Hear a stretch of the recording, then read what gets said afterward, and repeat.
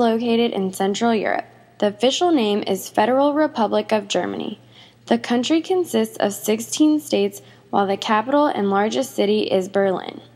It has the largest economy in the European Union with nearly 82 million inhabitants. This country is a big leader in the field of technology and also very prominent in politics. Germany's media is mainly known for its propaganda during World War II under the leadership of Adolf Hitler. Propaganda is the art of persuasion, which is convincing others your side of the story. Hitler and the Nazis used propaganda to stir up American support for the war effort in Europe. In Germany, Adolf Hitler appointed Joseph Goebbels as his head of propaganda, where they persuaded the German communities to believe that the military was looking out for the German people. One thing that the Nazis had control over was film production. The films that were released to the public focused on these certain issues: Jews, Adolf Hitler and his greatness, the way of life of a Nazi, and as World War II was approaching, how badly Germans in Eastern Europe were treated.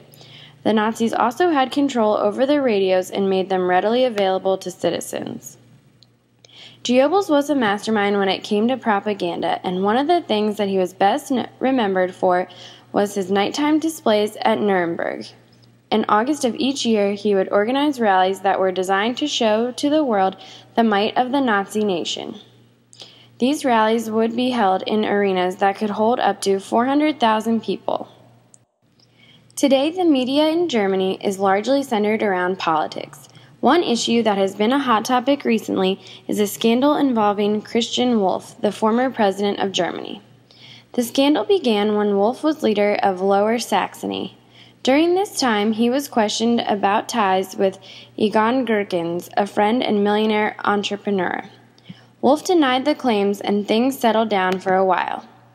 Christian Wolff was elected president in June 2010. Before the scandal, he had a very positive relationship with the media. He respected them, and they respected him.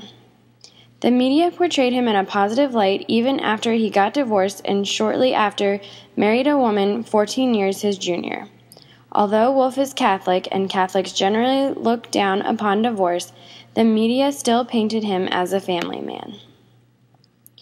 In December 2011, after he had been elected president, it became known that Wolff had, in fact, had business ties with Gerkens.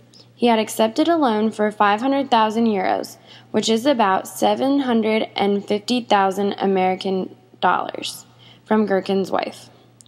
Wolff admitted to accepting the loan and apologized for not being more transparent. The media and the public seemed to accept his apology. Shortly after things settled down, the media received word that Wolff had called Bild tabloid magazine and threatened them for planning to run a story about the loan he had received. He left an angry message on the editor's voicemail demanding that they not run the story. This did not sit well with the editor. He printed the story and then had Bild go into investigative overdrive to dig up other scandals on Wolff. The media turned on him for trying to keep his information private, and he then lost support from the public. Mass media played a huge part in perceptions and attitudes in this case. In January 2012, Wolff apologized in an interview but said he would not step down. On February 17, 2012, after pressure from the media, public, and his own party, he resigned, saying, "The German people's trust and thus his effectiveness have been seriously damaged. For this reason, it is no longer possible for him to exercise the office of president at home and abroad as required." The media also created an issue of Wolff's pension, which ex-presidents are entitled to. They believe that he shouldn't get it. However, he did get the pension. The press in Germany was rather tough on the former president Christian Wolff during their coverage of his resignation. One Berlin resident described the German press as breaking Mr. Wolff.